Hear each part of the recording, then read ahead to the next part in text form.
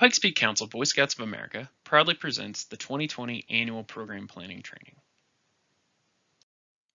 The four fundamental parts of program planning are calendar and program planning, budget planning, fundraising, and summertime planning. Today we take a look at fundraising.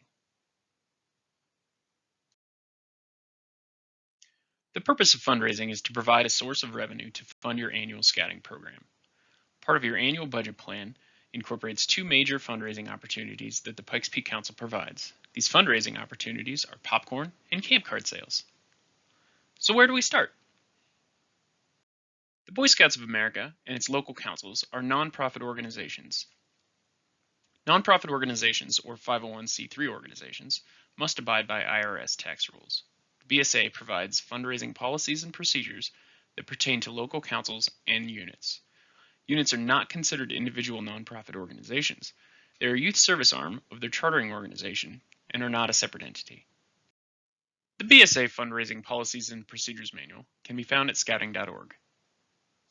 Here are a couple of frequently asked questions regarding fundraising policies.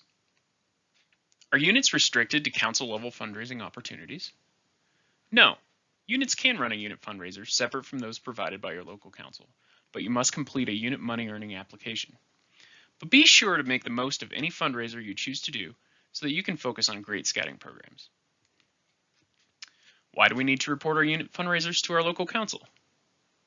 Your unit is required to report your intent to earn additional income to both your charter organization and your local council in order to comply with BSA fundraising policies.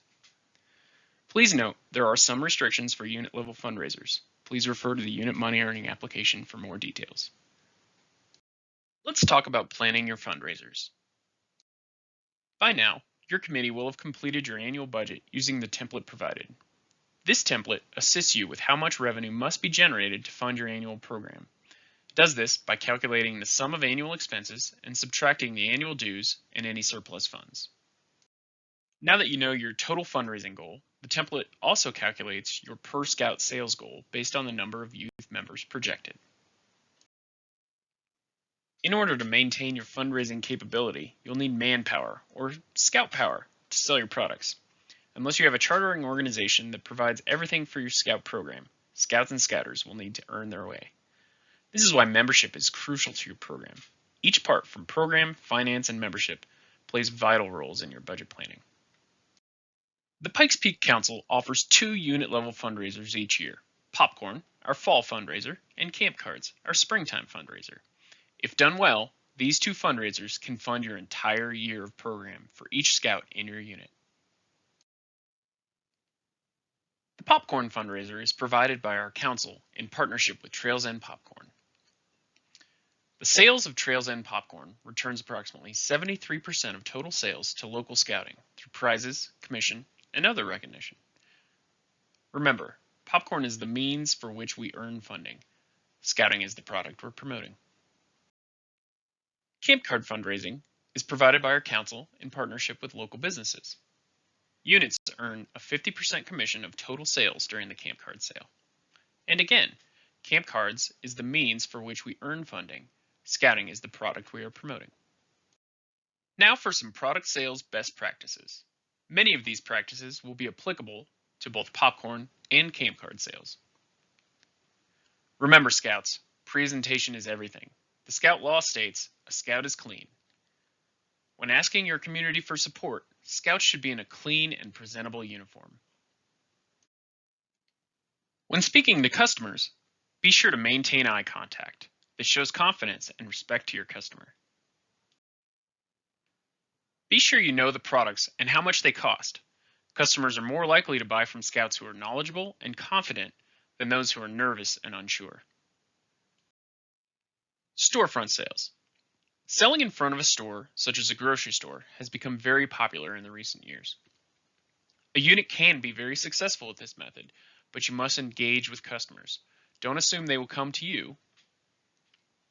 It's also very important to only have one scout and their parent at an entrance. Having multiple scouts doesn't usually result in more sales per hour. Be sure to have a scout and their parent at each entry point ready to engage with all customers.